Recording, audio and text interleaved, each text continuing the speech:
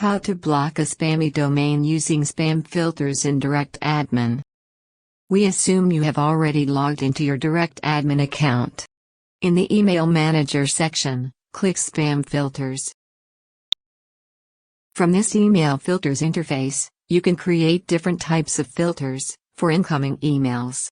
You can block emails from an entire domain whose random email users are sending you spam. Click to open the drop-down list of different options for blocking emails.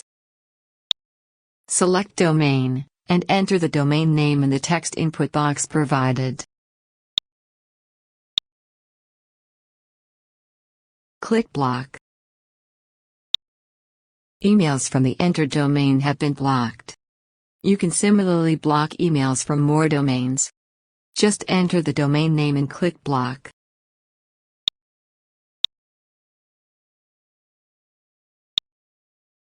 All the blocked domains are listed here. Now you know how to block emails from a particular domain. Thank you for watching.